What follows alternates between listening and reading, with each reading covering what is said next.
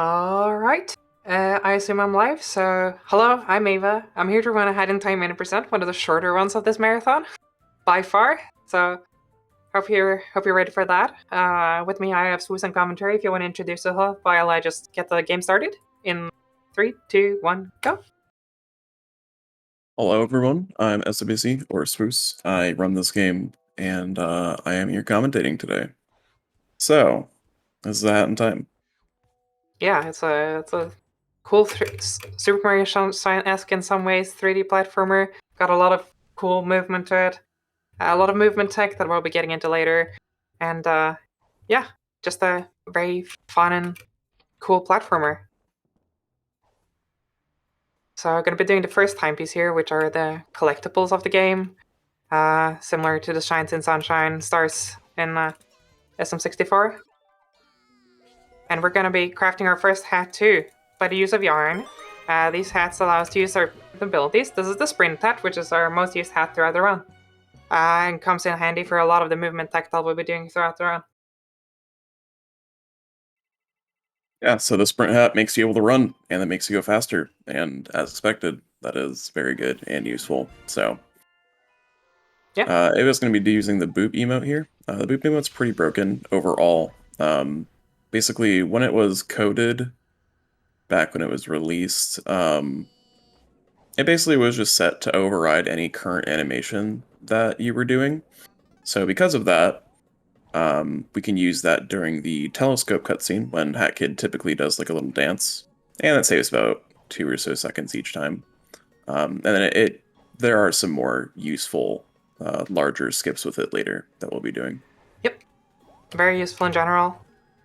So this is She Came from Outer Space, one of the actually harder levels in the game, but still just being the second level of the game. There are some new strats for it that I won't be doing in this run, but that I would probably be doing if it was a PB attempt where you actually do a lag strat to grab that yarn.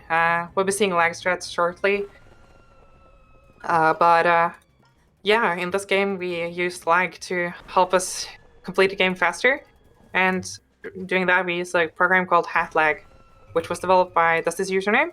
And the reason why we actually use a separate program to induce lag is that lag was not consistent between computers. So, as such, it had to be standardized in some way, and menu lag was not able to keep it standardized. So, username made a separate program for it that pretty much all hat runs use, unless you're running lagless, which is a separate category. Yeah, so basically how it's done is it sets the game's frame rate to 2 for 400 milliseconds. And by doing that, a lot of actions can kind of get extended or broken in some ways, including being able to clip through ledges, jumping a bit later than usual, things like that. Yep, pretty much. So I guess during Barra Battle, which is basically a 45-second auto-scroller, we can talk about the main movement text. So with the Sprint Hat, you get a sprint jump, which is a single jump that you can use as opposed to just a regular, like, I guess, walking double jump. With that, you can do a double sprint jump. If you sprint jump off of a ledge and jump again very quickly after, you can effectively just get a double sprint jump, or a DSJ. There's also the sprint double jump, which is not to be confused with the double sprint jump. To do that, you sprint while running, or you're running on a surface, and then you let go of sprint, and then within 2 frames you do a regular double jump. And what that does is the game has you out of your sprint hat, but not out of your sprint state. So you keep your sprint speed while doing a regular double jump. So that's useful for just covering large horizontal gaps. Double sprint jumps are good for getting vertical height, and also for some distance as well. Yeah. And there's the... Oh, go ahead. No, I was just going to say, double sprint jump is kind of just like a lot of the distances you can cover with an STJ, you can do faster with the DSJ. Mm-hmm. Then there's the triple sprint jump, which sort of combines the two. You kind of do a double sprint jump, and then you let go of sprint somewhere during that, and then you get an extra minor double jump. It's confusing. It's not used super often, but it's there to have for extra height as well, when you're not too concerned about distance. So yeah, this is Barrel Battle. Pretty much a lot of the level is an auto-scroller, which here's just saw me standing still there. It's supposed to be like a level where you move around and try to avoid the barrels, but you can just stand in that one spot and just don't get hit by the barrels. Yeah. So this is the first boss level of the game, down with the Mafia. At the end of this level, we'll be fighting in the Mafia boss, which we have a quick kill for it, like we do for, I think, all boss fights. Just about So, all of them, yeah, except the final one. yeah, except the final one. So these are pretty useful and real. A lot of them involve lag. This one does, which we'll see shortly. And you'll actually see an lag strat to begin with here too, where I dive boost and then lag to make this gate over here stay open for a little bit longer than it normally would be. Which allows me to just dive boost in and grab that key instead of grabbing a bucket, which I would be doing otherwise, and placing it on that button. Saves quite a decent bit of time, and it's just pretty easy overall. Yeah, it's about 6 seconds. Normally you'd have to go into the rafters, pick up a bucket, drop down, drop it on the button, and go on. So that's basically all down with Mafia. What's going to be done here is called Fight Skip. Basically going to be jumping over a couple triggers for both a gate rising out of the ground and also a fight. It's pretty easy. There's just a lot of invisible geometry to kind of worry about. And now we're getting into the Mafia boss fight. And this fight has a lot of variance to it in terms of RNG. So this Mafia guy has a couple of different attacks that he'll do, and every time he does this sandbag attack that you see here, it adds time, or it adds... well, it's you want as few sandbags as possible. The maximum you can get on a normal cycle is 4 sandbags. So on this first cycle here we got 2, which is the slowest, but I don't... No, actually we also got 2 screams, so that's the slowest first phase possible, I believe. As always. So yeah, no. So that you can scream and you can release the sandbags, and you want to see neither of those. You're gonna get a minimum of 1 scream and 1 sandbag, and a maximum of 2 screams, 2 sandbags in each phase. Right. So what's being done here is Umbrella, then a lag. It kind of just messes up your location, because Umbrella pushes you forward, but lagging during it also kind of messes up. Gonna hit the Mafia boss outside here. Going to do a boop, which lets you clip him to the stage. Going to hold Brewer. When the Mafia boss throws you towards him, you lag, and he dies. Yeah. So that was very complicated, and if you were confused, good, because it's a confusing trick. Basically, we lag Mafia boss into a death plane. Yeah, so all the bosses have like a coordinate, like a Z coordinate, where they just automatically die, just to prevent like soft locks and stuff, with one exception. But basically, by doing that, we push Mafia boss into that death plane, and then he just dies. So this is Deadbird Studio, which is a very movement-heavy level. Really, no significant amount of skips. There's going to be a checkpoint abuse. So this game's checkpoints operates in volumes, which are just big invisible squares. So when you get into a volume, you activate that checkpoint, and when you fall, you respawn back at the checkpoint. Volumes are also how we can skip fights, by just avoiding the volumes completely.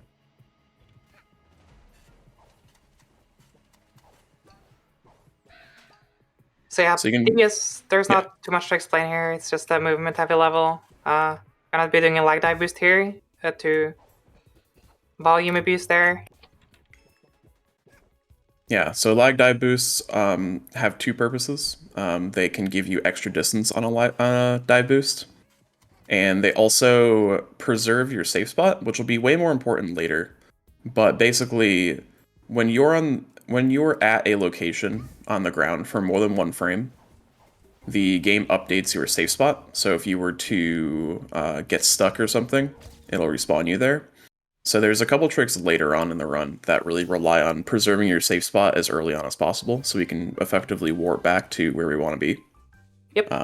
But that'll be in about 15 minutes, 20 minutes.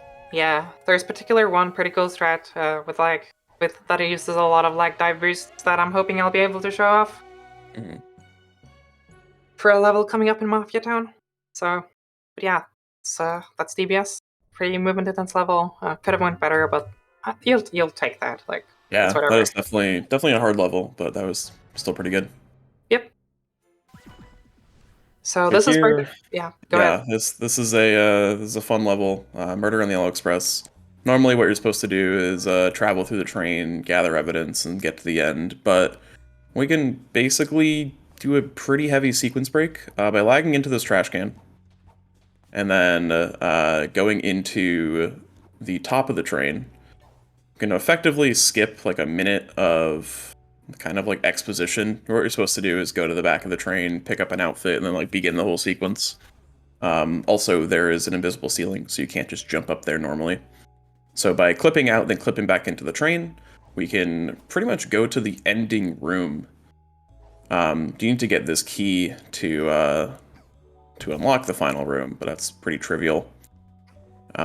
You also don't need to get any evidence. The game has a system in place for that. You actually get an achievement if you get to the end of the level without collecting any evidence. And that's pretty much the whole level. Yep, gonna perform a lag STJ over there. You can do that with a normal STJ, but it's extremely tight because you need to get to like a coyote STJ, which is basically using the coyote frames, which are sort of the frames that are walkable that are actually like at the very edge of the hitboxes of the ledge that you're walking off, and it's really hard to get a normal coyote STJ off of that without lag. So we use lag to make it pretty much free. Yeah, so lag SCJs basically use those coyote frames to let you do your first jump in an SDJ very late off of the ledge. Yep. Um, Pretty much way later than you would normally be able to. So it makes covering even longer gaps even easier. So yeah, that was Murder on the AliExpress. Very short. We skip like all of the story elements to the level, and it's like doing it casually is probably one of the longest levels. So if you Yeah. want to do everything, so Yeah, doing that level lagless in like a speedrun manner, you're still saving about a minute by doing what I did here. yeah. So this is picture perfect. Really not much to do here. There's one strat later on in the level that can save a good amount of time. So basically, there's this ticking counter at the bottom, which is your fan club, and every picture you go through, every group of penguins you talk to, and every endorsement you get increases that up until a certain point. So basically, after this picture here, I'm gonna dive boost and throw the brewer onto this dog, which is like the end goal, the next endorsement. And by hitting that as quickly as possible, we can both skip having to do that by hitting with the brewer, and you just instantly get to Max Diva, which is the end goal of the level, which saves a good chunk of time over waiting, because each like picture or whatever has like a period after it where like the counter ticks up, and if you get something during that ticking up, you get the instant Max Diva. Yep. The level took shorter than it took to explain that, so it's a very fast level. Yep, and we'll now be entering our first rift of this run. These time rifts are kind of short, Super Mario Sunshine-esque levels. At least they can be reminiscent of that. And they're also some of the community favorites a lot of the time. They're really short and usually pretty movement intensive and different compared to the rest of the levels. Yeah, And this one especially, probably the most technical one. yeah, for sure. At least for if you're starting out, this one's pretty hard.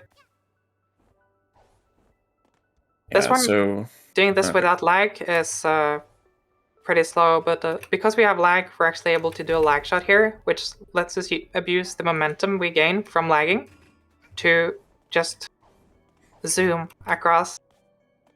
Yeah. So it's kind of similar to like a Breath of the Wild stasis launch in that you just preserve your momentum. Not preserve, but you just like gain a lot of momentum during the lag of sliding down the slope. And when you let go of the lag, or when the lag timing ends, you kind of just go flying. Again, that's going to be used a lot more later, but this is the first time I see it, which went really well actually. Yeah, honestly, going pretty well so far. I'm surprised. So Uh, out of one rift into another. This is gallery, and it's pretty. It's one of the easier rifts, I would yeah, say. I would agree, but at the same time, it's also really hard at top end. Yeah, it's pretty much every level. There's no easy level. True. Um, once you get to like the top level of this game, it's wild how much people have optimized everything. But the most important thing there was the kind of the skip at the very beginning of the level, where you're supposed to go behind the back of like the rotating thing, but you can just do a DSJ and get up there quickly. Yep. So now we're done with Battle of the Worlds, and we'll be heading to the Subcon Forest, which is the third world. Yeah. Gonna be picking up a yarn here from Roomby. That yarn is gonna be very much needed to craft the Dweller hat later on, which is the last hat we'll be needing. Yep. Yeah, so there's 5 hats in the game. The one we don't get is the time stop hat, which both requires 32 yarn and a trip to Alpine, and it's just not used anywhere. It's It's used in technically, 0%. yeah, true. There's a category extension that's the only goal is to get that pretty much. There is one level where it's required in air quotes, but it's very possible to do without. So this is the bag, and like I mentioned earlier, you can boop to interrupt your animation, and it also interrupts your animation of being in the bag. So you just fall out of the bottom, turn invisible for a bit until we load this volume. The game has a couple things that it does not want you to do right now, like double jumping or double jumping most importantly, and diving. And if you do that, you'll get a little bit stuck, and you have to boop out of it. Basically, the goal of that was to skip the entire bag sequence, which is about 35 seconds, and in doing so, kick off the next sequence of the level, which is burning all these paintings. So Ava's going to be taking damage here intentionally to set up for a trick at the end of the level called Cherry Death. Because Subcon is not so much of like a sequential world, I guess. So where you can do multiple timepieces from the same start point. What we're going to do is die at the end of the level by using this cherry to hit us into the timepiece, so we die and then collect the timepiece. The game registers the timepiece and then spawns us back at the top of the level where we can go do the next timepiece. So that's going to come up here. Yep. So that was successful. This is probably the worst trick you can miss in a game. Yeah.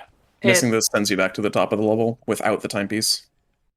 it's extremely slow, so just don't miss it. Assuming you die and don't collect the timepiece. If you don't die and collect a timepiece, you still lose about 7 seconds just because you have to go back to the hub, but it's a lot better than a minute. Oh yeah, no, for So, sure. so what Ava did there was called a lag warp. Basically, the game has a mechanic that if you're stuck in a certain position and you're not on the ground, which really doesn't happen a lot in like casual play. It's kind of like a soft lock prevention mechanic. If you're stuck for more than a second, the game teleports you back to your safe spot. So you can kind of influence that by jumping and lagging on the same frame multiple times in a row. And the game thinks that we're stuck because we're in the air and haven't touched the ground and also haven't moved in a second, so it just teleports you back. Once again, that'll be more used later on. In lagless, without lag, you can still force those stuck warps out with the normal movement. You don't need to lag warp for it. It's just faster and more convenient because a lot of places you Right. can't actually set up a normal stuck warp. Yeah, So lag warps you can do basically anywhere.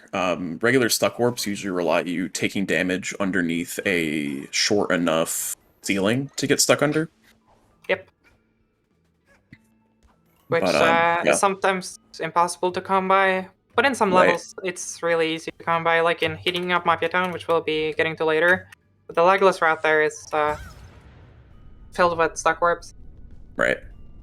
Yeah, so pretty much just replacing all stuck warps with lag warps, and it works out really well.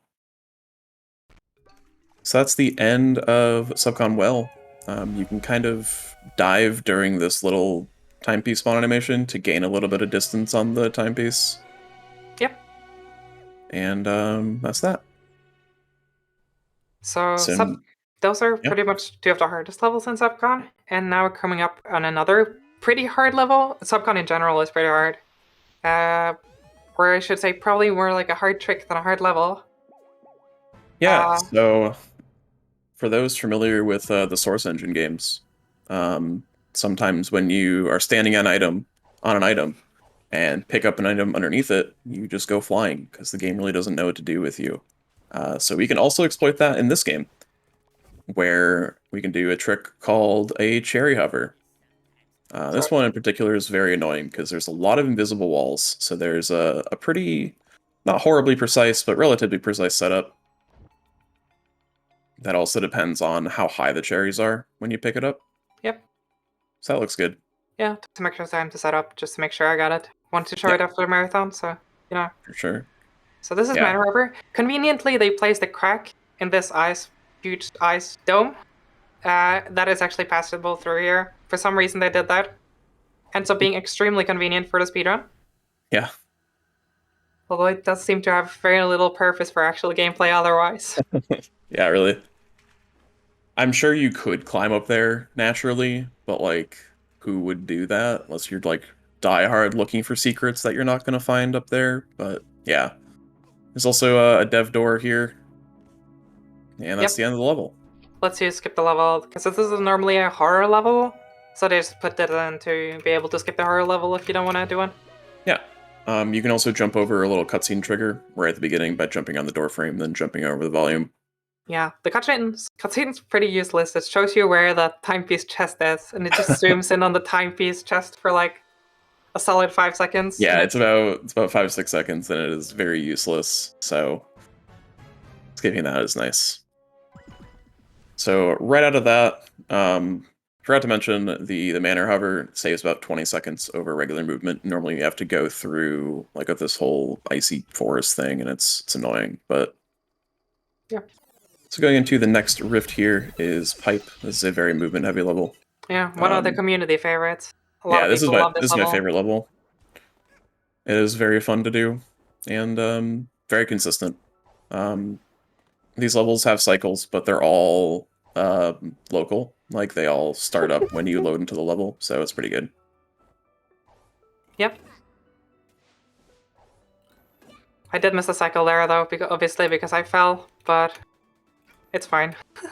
Yeah. So the goal was to get to this last gear while it's still up, so you can hit the hook shot, but it happens. Yeah. Falling in pipe happens. It's kind of... It's in a way, it's like an easy level, but it's also... It just depends. It's kind of just like a very fluid level, I would say. Yeah, it's like one of those levels that you just store in your muscle memory just to use whenever. Yep. And sometimes it goes wrong, but still a very fun level. I don't really think about what I do when I'm in pipe. Yeah. Also worth noting that if it's going back to hub after all of these rifts, typically there is a like roulette at the end of every rift where you can get a new die or a hat flare or something, but you can just go back to hub and skip that. In earlier versions of the game, you could not do that, or else the game continues as normal, but there's like a black filter over everything, and it's impossible to play the game. You're basically playing it blind. Yeah, so good thing that was patched, because it's very fast to just go back to hub after it completing the time rift. Yeah, it saves about 3 or 4 seconds every single rift. Setting up here for a double hit, there's a texture setup that you can do to hit one of the minions and hit one behind it. We also just completely forgot to talk about this, or went over it. That's a third-person shooter level where you shoot melee at Snatcher's minions. It's kind of cool, but kind of out of place for the game. Yep. So typically what you're supposed to do is jump right into the timepiece, but if you miss it, you can pull up the emote menu like Ava did there, and that lets you move in the pause menu, which lets you go back to hub faster, because typically after every timepiece, it's 8 seconds before you go back to hub. But in the subcon level specifically, where you have a contract, you can do so faster. Yep. So I'm going to need to concentrate for this level. Hopefully I get to show off a pretty cool strat here. So we're coming back to Mafia Town with the ice hat this time, and it lends itself to some very, very complex levels. So the first of which is Golden Vault, which we're going to start by doing a lag shot over to this ice hat platform. The ice hat platform is not safe spot, so you could just go to it safely while preserving your safe spot. And then collect the second ticket, lag die boost off of this tree. That's totally fine still. You can buffer a 1-frame jump by just jumping a couple frames before you hit the ground. It's like 4 or 5 frames, and that also maintains your safe spot. And combined with lag dive boosts, and you can also buffer dives in the same manner. You can Basically, preserve your safe spot all the way back to the Nice. beginning where the vault is, and then you can lag warp back and complete the level. Yep. So obviously some mishaps during that one, but still okay enough, and I'm glad I got to show it off because yeah, it's pretty hard.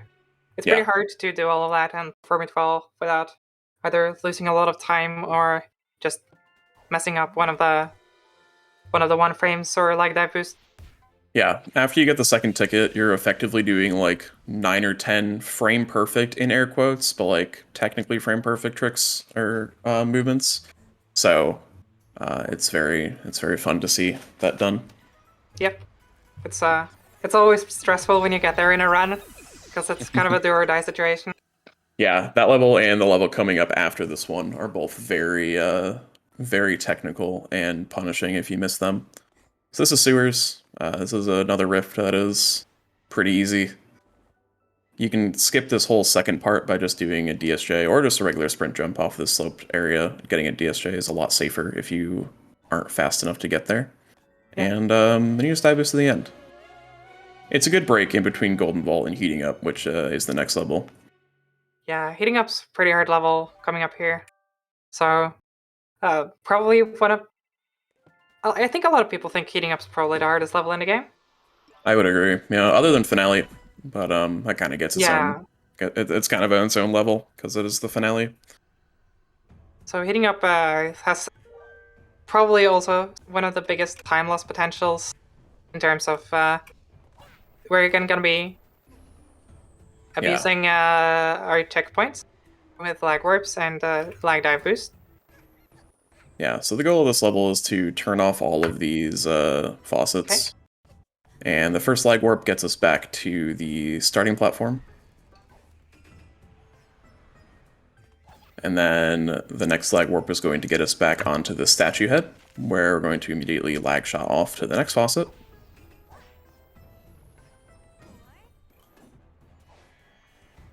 Turn this one off, move to this roof, which we're going to be doing 2 lag shots off of. First one is going to go all the way down to this faucet. You get a ton of speed and distance from lag shots. They are great. Lag warp up, and then do one last one here into the balloon, which balloons maintain your momentum all the way to this last faucet. Turn that off, lag warp back, lag dive boost into the balloon again to maintain your momentum, and we're at the end of the level. That final lag shot that you saw into the balloon is really tight, and there's a lot of room to make mistakes during that one. Yeah, And if you do make mistakes and set your safe spot somewhere else, it's really detrimental because backtracking is super slow. yeah, for sure. Hardest part That's is heating clearly up. picking up the timepiece though. Yeah, you can also boop into the cannon, which was I done earlier in the game, but yeah, tried. Instead yeah, I the emote menu is kind of rude sometimes and just does not let you get the angle you want. yeah. Instead I helloed into it. Classic. All right, another nice reprieve for another somewhat difficult, but one of the few levels that gets easier the more you play the game. Well, the Yeah. higher level you are, the level gets extremely easy. So this is bizarre, probably the easiest rift in the game, which is weird because you unlock it after finishing one of the harder levels. Yeah. Uh, Probably like the easiest I would level in think the so. game, Yeah, even. I say as I I would say make a so. mistake. Yeah, there's really not much to worry about here. There's a couple rotating platforms. These cookies shrink when you hit them, but overall, the ending is weird because if you're trying to go fast, you're gonna want to like jump where the timepiece is instead of Yeah. waiting for it to hit the top. And depth perception is a common complaint in this level because it always looks like it's closer or further than it is. But after doing the level enough, you kind of just get used to it. Yeah. So this next level coming up is the one that you technically need the time stop hat for. Cheating the Right. race. But I will not be using the time stop hat. Shocking. But it's a key item that's required to complete the act. True. I guess I'm gonna give up then. Yeah, I mean, just get this yarn and good luck. Yeah. I better try, right though? Yeah, yeah. Yeah, so Great this trying. level is you're supposed to use the time stop hat to slow the Mafia guy, but if your movement's even like sort of good, you do not need to be perfect for this. You'll have a lot of leeway. Obviously, the faster you go, the better time you'll get, but you have a good chunk of time to beat the Mafia butt guy here. Yeah, and that was pretty good. That was No pretty major good, yeah. mishaps. Yeah, there's a couple really useful slides that you can do that just give you a ton of momentum. And that's that. So now we are So, done with the base game levels and moving on into Metro, which is well, first after lap. Lab. Yeah, that's fine. Lab is actually the shortest level. Yeah, Lab is the shortest level in the run. If done like most optimally. So there's two strats you can do here. You can do a double lag into the ledge, or you can do a turnip, which you basically do your turnaround animation off of the ledge, and that somehow like skews your position enough that you can clip into the wall, which was what Ava did there, and zips you all the way up, and then you just jump to the end. So Lab is a good level. It's been very optimized because it's so short. It's pretty easy to optimize. Yeah, it's probably one of the most grinded ILs. And Yeah, we're talking about fractions of a second. right. All right, now we're going to Metro. So this is the second DLC that the game added. The first one is Arctic Cruise, which requires 35 timepieces, where you only need 25 to beat the game. So obviously we're not going to be going there. But this is Metro, which was added in 2019, and provides 5 extremely fast timepieces compared to regular levels. Yep. So the longest one that we're gonna be doing here is this first level, which is 40 seconds. So it's still extremely fast, obviously. Yeah. This one has a boop strat. I might not get it, but it's not a Yeah. huge deal if you don't. Basically, you can boop into the side. You can't lag clip just because it's weird like that. You need to like vault forward. Then you out of bounds. You go into this train. You can manipulate these trains, but it's different for every single person. So Yeah. that was very close. What you want to do is manipulate the train however you do it, so it is barely leaving by the time you respawn, but you can still get on it. So you save about like 4 seconds on the cycle, but still overall, doing the boop station strat saves time, like 2 seconds. Yep. So why not do it? Right. So yeah, that's the main station. Next level is Yellow Overpriced Manhole. A pretty notorious level in this community just for having one of the worst lag clips in the game. This one, which you see by me not getting it. This Yeah, one's pretty hard. This is dumpster dive. You dive into the dumpster. Pretty simple. Yeah, it's been a while since I've done this. Let me. It's hard just because it's such a weird height. Most lag clips, you can just do like a regular jump into them. This one, there's a couple setups. You can sprint jump, or just like do a regular jump. You can SDJ into it. It's kind of weird, but yeah, that one's pretty hard. And then you dive boost out of bounds into this big blue and white box, which is where the timepiece is, and you fall on top of it. Yeah, so lag really breaks Yakuza. Mm-hmm. Yeah, because everything is basically on it's all in like the same world, and all of the out of bounds things are accessible. You Yep. just go out of bounds and then go to where you want to go. And the reason why we do Yellow Overpriced Manhole first is that it gives us a really, really useful checkpoint for completing some of the other fast levels in Metro, including this one, which is just Yellow Overpriced Station. And it's going to be over in a couple of seconds just already. Yeah, this is the second fastest level in the game. Yep. Pretty intended movement, not completely, but... Yeah, so you're supposed to take all these trains up, but you can sort of skip some by just jumping to it directly and then getting the timepiece. So once again, going to go back to hub to go back to the yellow manhole spawn point for the 24th timepiece, which is Green Clean Station.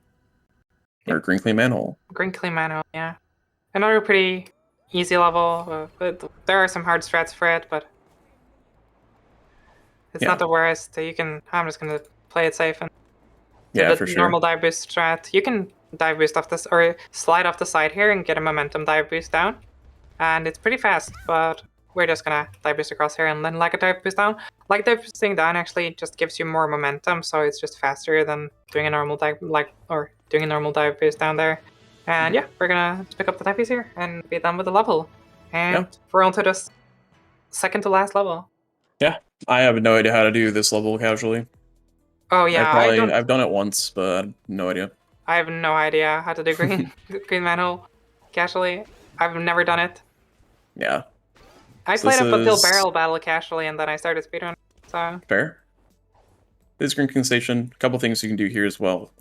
These like vacuum cats are trampolines, and you can get up here and lag SCJ over, and get the timepiece. yeah, So that's 25 timepieces, which means that we can go to the finale, which is very hard. probably the hardest level in the game. Yeah. Just, it's very, first of all, it's very long. It's like about 5 minutes long, and it's also just super hard in different aspects. It's got a lot of RNG to it, but it's also got a heavy movement section at the start of it. Right, so half of it's movement, the other half is RNG, and it's great. Yeah, it's lovely. So that Mustache Girl segment was kind of like an attempt at reclaiming the story's plot, which it really does not have a lot of. Basically, Mustache Girl is found out to be the villain, and now we gotta go stop her, despite not having seen her since Down with the Mafia.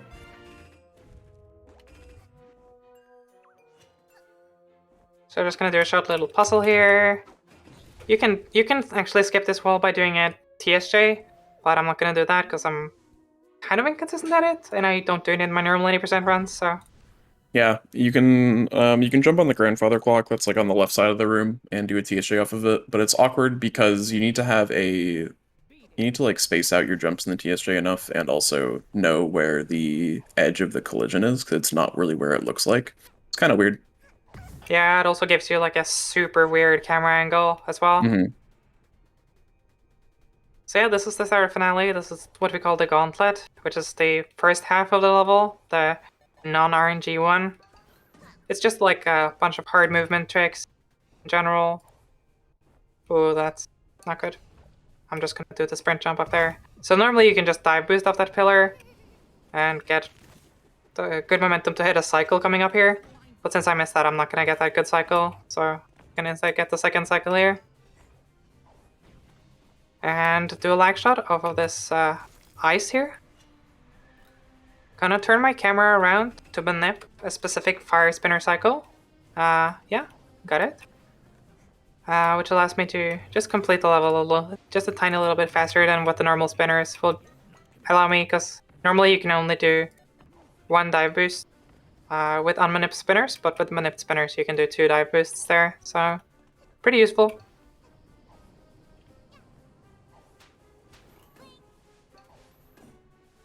And then yeah, just like a lot of dive boosting and... Yeah. You can skip the fight coming up here by just basically jumping through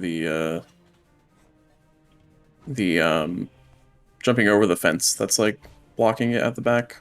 There's no like invisible wall or anything. You just gotta be careful to properly vault on top of the fence so it's very thin.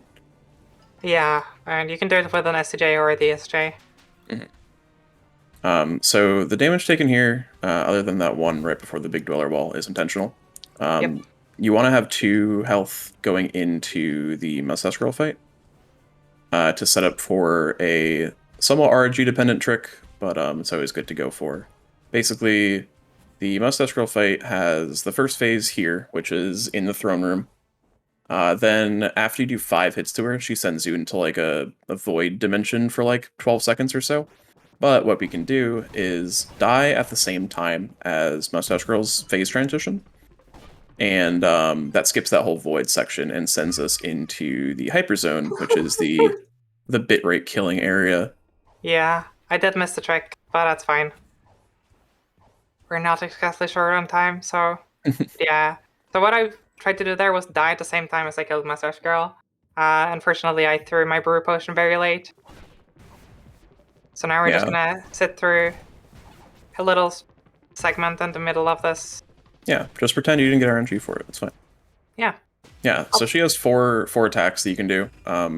Two of them, technically three of them, can be used to skip this void area, but two of them are way easier and not very inconsistent. And overall, it takes about 12 seconds, and it's about 50% to get it. But it seems more common than not, but it might just be survivor bias. So this is Hyperzone, and goodbye to bitrate, because it is very aggressive here. So basically, this first phase is going to have 3 different attacks that all happen twice in sequence, if that makes sense. So it's like they're random, but they only occur in sets of 3. And after the third one, she's going to go onto the edge of the arena, and you can start the next phase a little bit early by hitting her with the brewer. The brewer is very bugged with that beam attack. You basically like can't use it without getting hit, and it's really annoying.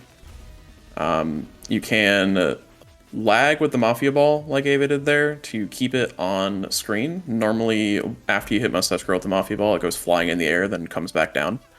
But by keeping it on screen, you can hit it a little bit faster. This is the cherry phase. Basically, because Snatcher's going to throw out some cherries, and then once we break the shield with the cherry, we can hit Mustache Girl.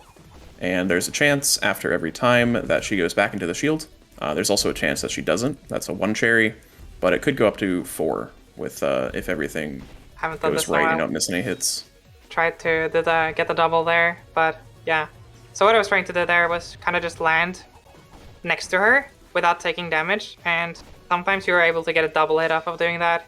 Unfortunately, it seems I am a little too rusty to pull that off, but either way, So yeah, this is looking like a 3 cherry, which is the most common. It happens about 60% of the time. A 1 cherry is about 1%, which rarely happens. I don't think I've ever gotten it on like an actual run. I've gotten it once in an actual run. I've gotten it twice in an actual run, and one of them was a very dead run that I kept going, but the other one I think was a PB. Farming those goals. It's very fun to run against the 1 cherry, I bet. Yeah. So this is the last phase, basically. Hit Mustache Girl 8 times, and then wait 15 seconds, and that's the end of the run. Yeah. So time's coming up pretty soon. Yeah. So once we pick up the final timepiece cluster at the end of this phase. Right. So the main goal of this phase is to get double hits, which you can do by throwing a brewer and then mashing the like homing attack button, which is just the attack button in the air. And okay. Or that. Or just hit with the umbrella. Yeah. I've gotten that a couple times. Yeah. I think. But yeah, it is weird and not consistent. Yeah, no, definitely not consistent. It's kind of what you... It's not the same because you don't get doubles off of those in the normal cherry phase, but it's kind of similar to what I was trying to do earlier, where you kind of get the double off of that. But yeah, so that's time. Yeah, time's when you have the thing. So, GG. GG's. Not a bad marathon run, I would say, for being pretty rusty. Yeah, that was pretty good. That's been me. I hope you enjoyed the run. A little bit of a shorter intermission kind of run for this kind of lengthy marathon. So, hope it was a breath of fresh air. And yeah, just thanks for having me. I've been Ava, and yeah, I don't think I have much more to say. So, yeah, thanks for watching. See ya. See ya.